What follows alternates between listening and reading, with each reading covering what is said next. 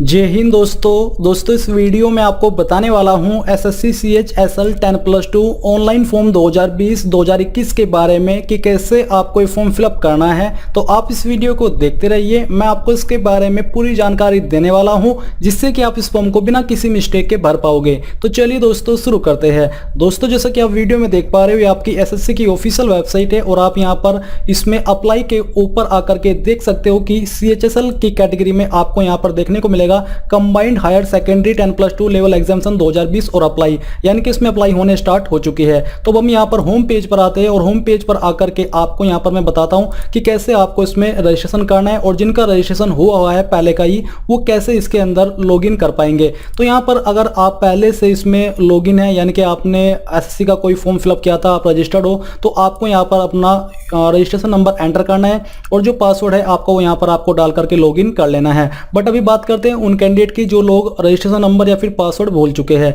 तो अगर आप पासवर्ड भूल चुके हो तो आपको यहाँ पर फॉरगॉट पासवर्ड के ऊपर क्लिक करना है।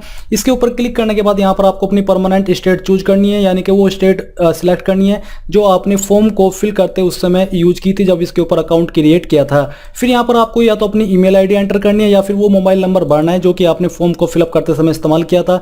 ये करने के बाद यहाँ पर आपको सबमिट के ऊपर क्लिक करना है। सबमिट के ऊपर क्लिक करने के बाद आपकी ईमेल और अगर आपने नंबर भरा है उसके ऊपर एक ओटीपी जाएगा। वो ओटीपी डाल करके जैसे आप नेक्स्ट स्टेप के ऊपर क्लिक करोगे तो यहाँ पर आपके सामने आपका जो रजिस्ट्रेशन नंबर है वो तो आएगा ही, साथ ही आप यहाँ से एक न्यू पासवर्ड बना पाओगे। और जैसे ही आप वो पासवर्ड बना लो तो आपको फिर से यहाँ पर इसकी होम पेज पर आना है और आने पर आपको अपना यूजर नेम जो कि आपको मिल चुका है पासवर्ड को क्रिएट करते समय, और यहाँ पर आपको अपना पासवर्ड एंटर करके लॉगिन के ऊपर क्लिक कर देना है। और दोस्तों यहाँ पर अब थोड़ी सी बात करते हैं उन कैंडिडेट के बारे में जिन्होंने इसके अंदर अभी तक किसी भी फॉर्म को नहीं भरा, यानी कि उनको रजिस्ट्रेशन कैसे करना है। तो रजिस्ट्रेशन करने के लिए आपको यहाँ पर न्यू यूजर रजिस्टर नाउ के ऊपर क्लिक करना है। इसके ऊपर क्लिक करने के बाद आपके सामने रजिस्ट्रेशन का पेज आ जाएगा। इसमें आपको 3 स्टेप के अंदर रजिस्ट्रेशन की जानकारी फिल करनी होगी और मैं आपको बता दूं कि इसमें आपको बहुत ही सिंपल सी जानकारी भरनी है, जैसे कि यहाँ पर आपकी डिटेल्स दी गई है और ये जानकारी के बारे में मैंने ऑलरेडी वीडियो बनाई है जब ये फॉर्म आपका एसएससी CHSL 2020 के लिए आया था।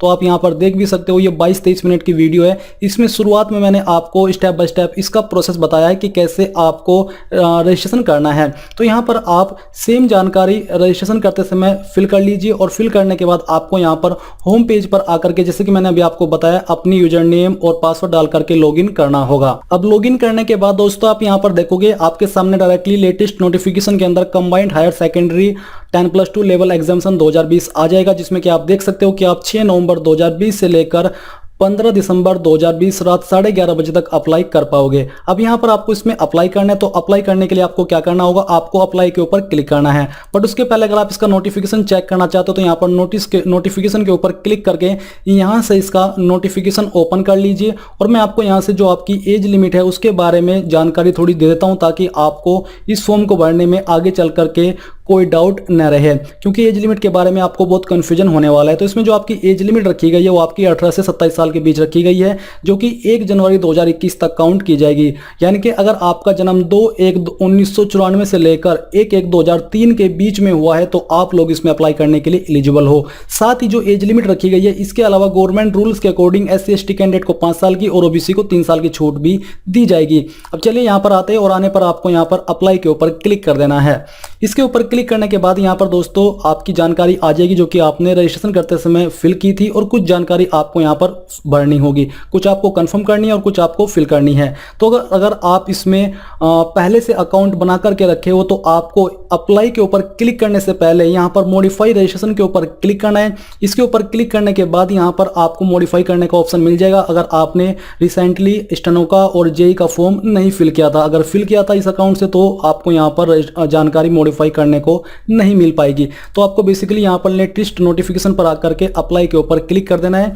ये करने के बाद आपके सामने यहाँ पर कुछ जानकारी, जैसे कि मैंने कहा, कंफर्म करने को मिलेगी और कुछ जानकारी आपको भरनी है, जैसे कि 15 पॉइंट में प्रेफरेंस ऑफ एग्जामिनेशन सेंटर, यानी कि इन 3 लोकेशन में आप किन को कितनी प्रेफरेंस देना चाहते हो एग्जाम के लिए, वो यहाँ पर आपको सिलेक्ट कर लेना है। आप कोई भी 3 लोकेशन चूज कर सकते हैं। फिर आता है मीडियम ऑफ टाइपिंग टेस्ट। तो यहाँ पर दोस्तों आप टाइपिंग टेस्ट हिंदी में देना चाहते हो या फिर इंग्लिश में देना चाहते हो वो आपको चूज करना होगा, और जो लैंग्वेज आप यहाँ पर चूज करोगे आपको फिर ये टेस्ट उसी में देना होगा। तो चलिए हम यहाँ से इंग्लिश दे देते हैं और उसको कंफर्म भी कर देते हैं। Whether 12th standard pass in science stream with mathematics as a subject from recognised board.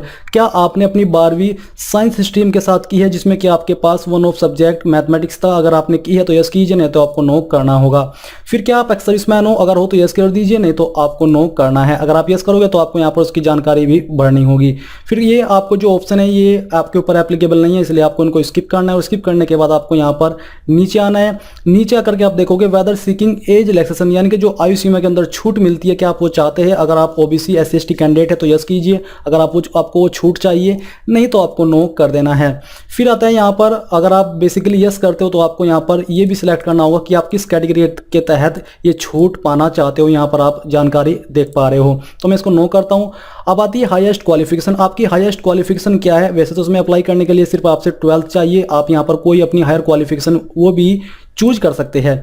ये करने के बाद यहाँ पर आपको दिया जा रहा है कि पोसेशन ऑफ 12th स्टैंडर्ड और equivalent qualification is pre request to apply for this examination, यानी कि ये आपको कम से कम चाहिए ही। फिर है details of qualifying examination educational qualification. तो यहाँ पर आपको चूज करना है कि 12th स्टैंडर्ड है या फिर उसके बराबर की कोई योग्यता है। तो हम यहाँ से 12th स्टैंडर्ड सेलेक्ट कर लेते हैं। अब आता है स्टेटस। तो यहाँ से आपको चूज करना है कि आपने 12th पास कर लिया या फिर आप अभी अपीयरिंग यानी कि कर रहे हो। तो आपको पास्ट, मैं यहाँ से पास्ट सेलेक्ट कर लेता हूँ। पासिंग ईयर, आपने किस ईयर के अंदर पास किया वो यहाँ पर आपको सिलेक्ट कर लेना है। तो चलिए हम यहाँ से ये सिलेक्ट कर लेते हैं। ये करने के बाद आप देखोगे स्टेट यूटी, आपने किस स्टेट से किया उस स्टेट का नाम यहाँ से आपको सिलेक्ट कर लेना है। इसमें कैंडिडेट ऑल इंडिया से अप्लाई कर ही सकते हैं। नेम ऑफ बोर्ड, आपने किस बोर्ड से किया है? Board of high school Uttar Pradesh, या फिर इस बोर्ड से आपकी स्टेट के अकॉर्डिंग यहाँ पर बोर्ड आए हैं तो आपको वो बोर्ड चूज करना होगा। रोल नंबर आपका क्या है वो यहाँ पर आपको फिलअप कर देना है। ये फिलअप करने के बाद यहाँ पर आपकी परसेंटेज कितनी थी वो आपको डाल देनी है। अगर आपके नंबर CGPA के अंदर थे तो आप CGPA भी यहाँ पर भर सकते हो। अब दोस्तों यहाँ पर आपको नीचे आना है 23 पॉइंट में, जिसमें कि आपसे यहाँ पर पूछा जा रहा है कि जो आपकी पर्सनल इन्फॉर्मेशन है क्या आप उसको SSC को देना चाहते हो ताकि उसके अकॉर्डिंग आपको जॉब अपॉर्चुनिटीज के नोटिफिकेशन या फिर मैसेज भेजे जाए। अगर आप देना चाहते हो तो यस कर दीजिए, नहीं तो नो कर दीजिए। फिर यहाँ पर आपको अपनी एड्रेस की जानकारी कंफर्म करनी है, और कंफर्म करने के बाद नीचे आती है आपकी सबसे महत्वपूर्ण जानकारी इस फॉर्म की, जो कि है फोटोग्राफ एंड सिग्नेचर। फोटोग्राफ सबसे महत्वपूर्ण है क्योंकि इसके बारे में ये नोटिफिकेशन जारी करने से पहले इन्होंने एक नोटिस दिया है जिसमें कि आपको बोला कि आपका फोटो 3 महीने से पुराना नहीं होना चाहिए, और साथ ही आपके फोटो पर डेट ऑफ फोटो भी प्रिंट होनी चाहिए, यानी कि किस डेट में आपने वो फोटो लिया है वो डेट ऑफ प्रिंट होनी चाहिए। अब ये आपको कैसे करना है? जैसे कि आपको कोई पुराना फोटो है जो कि आप उसे यूज करना चाहते हो तो आपको उस फोटो को एडिट करना है, किसी भी ऐप से आप कर लीजिए, और फिर उसमें आपको थोड़ा सा स्पेस नीचे देना है, और नीचे देकर के आपको DOP यानी कि डेट ऑफ प्रिंट ये लिखना है, और वो डेट डाल देनी है जिस डेट में आपने इस फॉर्म को इस फोटो को खींचा है। अब वो डेट 3 महीने से पुरानी नहीं होनी चाहिए, भले ही आपका फोटो 1 साल पुराना हो। अगर आपकी शक्ल में फेस में कुछ ज़्यादा डिफरेंस नहीं आया है तो आप वो डेट डाल सकते हो आसपास की। ये करने के बाद आपको यहाँ पर दोस्तों आना है, और आने पर आपको चूज फाइल के ऊपर क्लिक करके उसको अपलोड करना होगा। फोटो का साइज आपका 20 से 50 KB के बीच में ही रहना चाहिए। तो चलिए हम यहाँ पर आते हैं और एक फाइल में आपको रैंडमली यही अपलोड करके दिखाता हूँ। तो चलिए इसको सिलेक्ट कर लेते हैं और ओपन कर देते हैं। अब आता है सिग्नेचर। तो आपको चूज फाइल के ऊपर क्लिक करके अपना सिग्नेचर अपलोड करना है। सिग्नेचर का साइज आपका 10 से 20 KB के बीच रखा गया है। अब यहाँ पर आपको दिया जा रहा है कि whether the date mentioned serial number 27 is clearly printed on the photograph, यानी कि जो सीरियल नंबर 27 यहाँ पर दिया है, बेसिकली यहाँ पर आपको date on which photograph has been taken, यानी कि आपने डेट फोटो पे तो लिखी ही है, साथ ही आपको यहाँ पर वो डेट चूज भी करनी होगी कौन सी डेट आपके फोटो पर लिखी हुई है। तो चलिए हम यहाँ से अक्टूबर 10 सिलेक्ट कर लेते, 1 अक्टूबर सिलेक्ट कर लेते हैं। तो हमने यहाँ से सिलेक्ट कर लिया और फिर यहाँ पर हम इसको यस कर देते हैं, क्योंकि इन्होंने पूछा कि क्या वो प्रिंटेड है क्लियरली, तो यहाँ पर प्रिंटेड है इसलिए यस कर दिया है।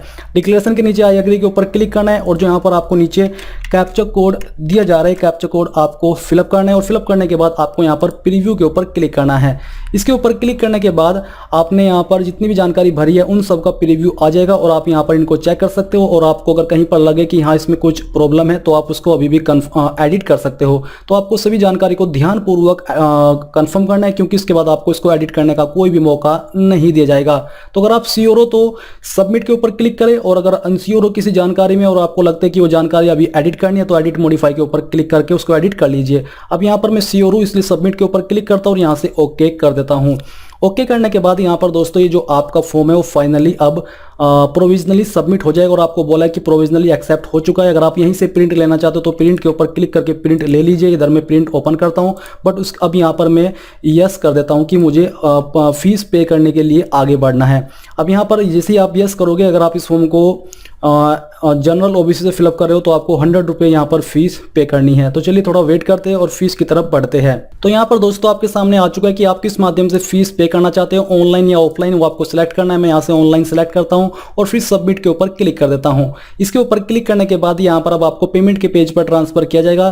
तो यहाँ पर आपको थोड़ा सा वेट करना है। ये देख लीजिए आपके सामने पेज आ चुका है। आप इनमें से किसी भी माध्यम का इस्तेमाल कर सकते हो, चाहे वो SBI की नेट बैंकिंग हो या अदर बैंक की हो, कार्ड पेमेंट SBI का हो, डेबिट कार्ड हो, क्रेडिट कार्ड हो या फिर UPI हो। तो यहाँ से हम सिलेक्ट करते हैं कार्ड पेमेंट। तो उसके नीचे आपको क्लिक पर क्लिक करना है, फिर आपको इस तरह से कंफर्म करना है, एक बार फिर से कंफर्म करना है और फिर यहाँ पर आपको अपनी मेन जानकारी फिलअप कर देनी है जो कि कार्ड की जानकारी होती है। बस फीस जमा करते समय आपको इस चीज का ध्यान रखना है कि जब आप फीस जमा करें और आपकी फीस बैंक अकाउंट से कट हो जाए बट वेबसाइट के ऊपर अनपेड आए या फिर वहां पर पेड ना हो, तो ऐसे में आपको 24 से 48 घंटे का वेट करना है। इस समय के अंदर आपको या तो आपकी फीस रिफंड कर दी जाएगी या फिर वहां पर अपडेट हो जाएगी। अगर आप दोबारा से 2 बार फीस जमा कर दोगे तो आपको कोई भी फीस रिफंड नहीं की जाएगी। तो बस इसी चीज का आपको ध्यान रखना है इस फॉर्म की फीस को जमा करते समय। अब यहाँ पर मैंने इस तरफ इसका जो आपका फॉर्म है वो ओपन किया था। तो यहाँ पर आप देख लीजिए प्रिंट मेरे सामने, आपको सामने सेम तरीके से प्रिंट आ जाएगा। तो दोस्तों ये थी आपकी SSC CHSL 10+2 ऑनलाइन फॉर्म 2021 के बारे में पूरी जानकारी। आई होप ये जानकारी आपको पसंद आई होगी। अगर आई है तो प्लीज उस वीडियो को लाइक, शेयर और साथ ही साथ आपके अपने YouTube चैनल ज्ञानदेव होस्ट को सब्सक्राइब कर ले और सब्सक्राइब करने के बाद बेल के आइकन को दबा दे ताकि आपको आगे आने वाली वीडियोस के नोटिफिकेशन सबसे पहले मिल पाए। जय हिंद दोस्तों।